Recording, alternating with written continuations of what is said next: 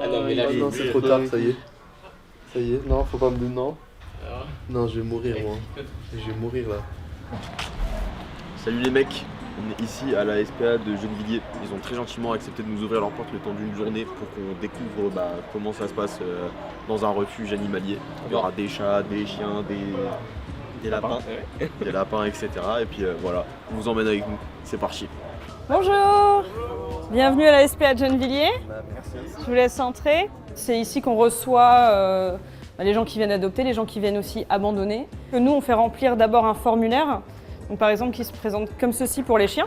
C'est comme ça qu'on peut définir déjà si une personne est compatible ou pas avec un animal. Parce qu'on a pas mal d'animaux, par exemple, qui ne peuvent pas vivre en ville. Par exemple, Du coup, c'est possible que vous refusiez des adoptions? oui, tout à fait, tout à fait. Ouais, là, c'est pas... Vous ne donnez pas à n'importe qui, quoi. Exactement. Ici, on a des chatons qui sont arrivés de Fourrière, il me semble. Donc à partir du printemps, en fait, les chats se reproduisent et il faut penser à tous les gens qui ne stérilisent pas leurs chats et tous les chats errants.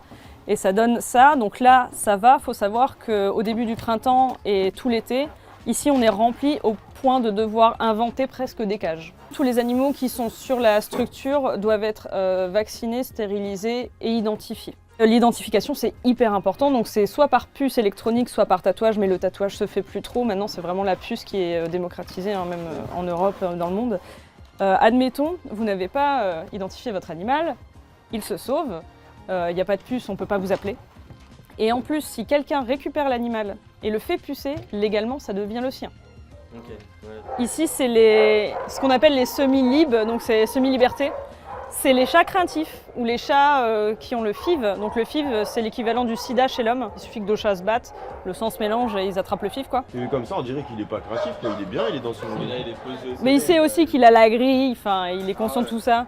On met ça comme des chaussettes et ça nous évite de transporter. En fait, on change les surchaussures à chaque fois qu'on sort et rentre d'un chalet pour éviter de transmettre les maladies qui s'y trouvent. C'est là qu'on vend des drips. Un peu grand les surfaces. Moi, même si on m'attaque, je riposterai pas. Bonjour. Et là, c'est la salle pour qu'ils se fassent adopter ou c'est... Oui, là ils sont à l'adoption. Mais c'est vrai que des chats craintifs, c'est toujours plus compliqué à faire adopter parce que c'est pas des chats câlins, c'est des chats qui aiment leur tranquillité. Après, on a eu des cas où il y a des chats, ils étaient craintifs ici. Et au final, arrivés chez l'adoptant, ils étaient très câlins. Il faut juste être prêt quand même pour ce genre de chat à se dire c'est pas un chat qui va forcément demander des câlins. Donc ça, c'était pour les chats. On va aller côté chien, donc niveau son, ça va être compliqué.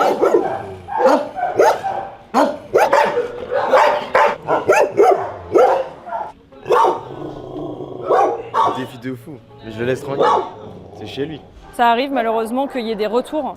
Donc c'est des gens qui adoptent des chiens et qui finalement ont des soucis avec, alors c'est pas forcément le chien le problème. Les gens ne comprennent pas qu'il faut aussi de la dépense mentale au-delà de la dépense physique. La dépense mentale, c'est déjà le laisser bien renifler tout ce qu'il y a dehors. Quand on fait une balade, c'est jamais le tirer, c'est le laisser renifler tout, lui faire cacher des friandises dans la maison, ce genre de choses. Quelque chose qui l'occupe. Ça me rend trop triste.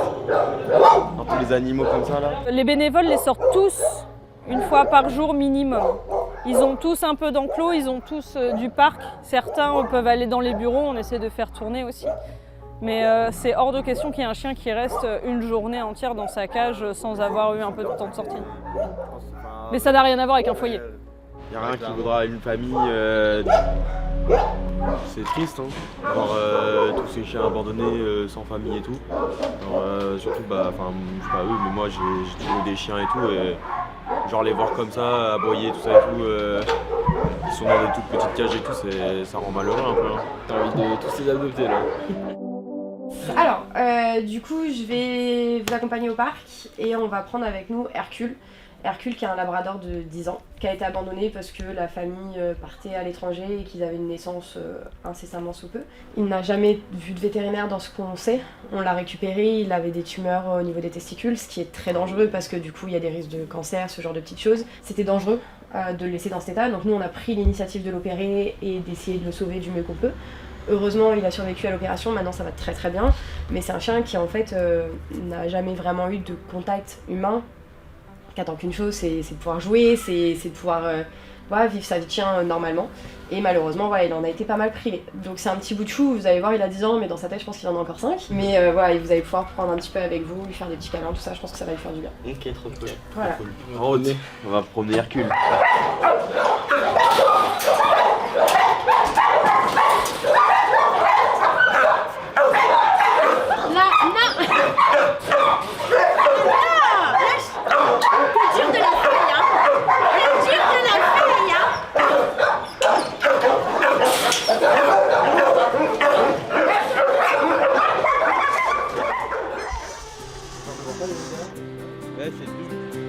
Nous, nos chiens sont de vert à rouge. Ouais. Lui, il est vert. Et après, tout ce qui va être rouge, ça va être des chiens un petit peu plus difficiles, qui sont un peu plus caractériels ou qui peuvent être réactifs congénères, vélo ou quoi que ce soit.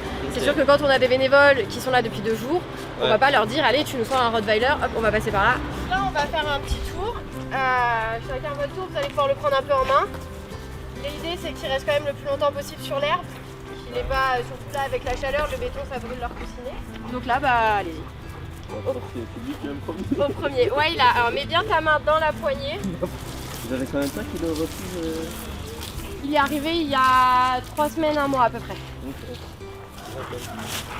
Malheureusement, des chiens âgés qui sont abandonnés au refuge, c'est très peu.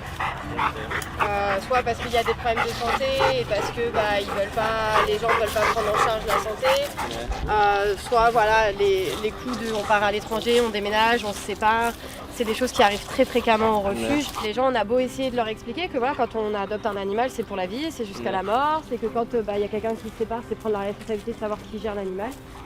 Malheureusement, les gens ne respectent pas trop ça, c'est un peu comme un objet quoi. Cherche des trésors. Il bombarde hein. Il a 10 ans mais... Un gros bébé hein. Quelqu'un veut le promener? Allez Poda. Voilà, n'hésitez pas peut-être à vous asseoir, je pense qu'il va vouloir venir vous faire des petits câlins, je pense que là il va, voilà. Ça arrive que des fois les bénévoles ils adoptent eux-mêmes des... Ça arrive très souvent. Oui, puisqu'à force de venir régulièrement, il y a forcément, il y a forcément un lien qui se crée. Et puis souvent ils adoptent des chiens qui sont pas facilement adoptables. Ouais, pour la plupart. Ils savent que eux seuls peuvent... C'est ça. En fait, des sociabilisations. Tu laisses? Là, regarde, laisse, là-bas. Voilà, ça c'est bien Loulou. Là-bas. Regarde, c'est ta photo de profil. Regarde, ton chien photographe de fou. Tu sais comme il est beau, regarde. Bam. Bam.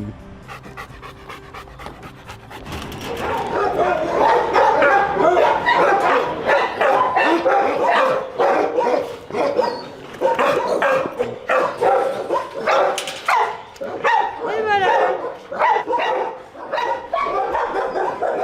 Il était tout content, en vrai, ouais, c'est avec plaisir. Vraiment, un 10 sur 10 le chien, il est trop gentil. Il a tracé hein. J'avoue qu'il y a de la force hein, quand même. En fait, tu sais, j'ai essayé de pas lui laisser tendre la corde, je voulais qu'il se promène tout seul, tu sais. Du coup, je bombardais derrière lui. Là, je vais aller vous chercher Dio, donc qui est un jeune croisé dog staff qui vient de la fourrière animalière. Donc ça veut dire qu'il a été trouvé dans la rue, qu'on n'a aucune information sur son histoire, dans quelles conditions il vivait avant. Mais là, du coup, vous allez partir sur un jeune chien qui a moins d'1 an, donc beaucoup plus péchu, voilà.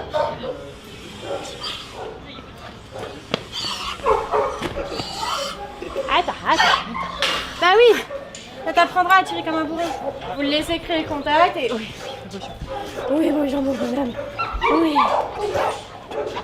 Le problème c'est que c'est des chiens tellement particuliers au niveau des besoins de dépenses physiques et mentales que souvent on en a en refuge parce que y en a qui peuvent mordre, pas forcément dans de l'agressivité mais qui peuvent mordre dans de l'excitation, dans du jeu et forcément les gens s'ils font pas attention, il y a des gens qui sont blessés, des enfants qui peuvent être blessés et du coup ça noircit un petit peu la race alors que quand ils sont bien encadrés et dans un bon environnement adapté, c'est des animaux vraiment très mignons.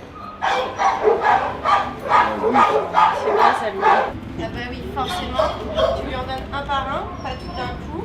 Mais juste histoire que tu vois qu'il soit copain. Là déjà tu peux lui donner un petit peu. Voilà. Non, moi j'ai plus rien, moi, regarde, c'est là. Vas-y. Ouais, c'est bien crapaud. Assis. Assis. Non. Assis. Voilà.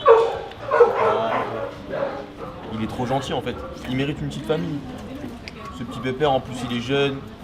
Il joue avec nous. Il a un point fait pour les saucisses. Si vous cherchez autre qu'un chien, à l'ASPA vous trouvez tout en vrai. Hein. Vous avez des chats, vous avez des chiens, vous avez des hamsters, des lapins, tout ce que vous cherchez en fait, vous pouvez le trouver à l'ASPA. Donc voilà, en plus ils sont. D'acheter, ouais, c'est important. Il y a des petits pépères comme lui qui, eux, ont été abandonnés ou alors qui n'ont jamais eu de famille, tout ça et tout, qui ne demandent qu'à avoir une deuxième chance. C'est des êtres vivants, ils ont tous des sentiments comme nous, ils sont très tristes d'être abandonnés comme ça, ils veulent tous une petite famille, même s'ils font des petites bêtises comme tout le monde. Hein, Les enfants.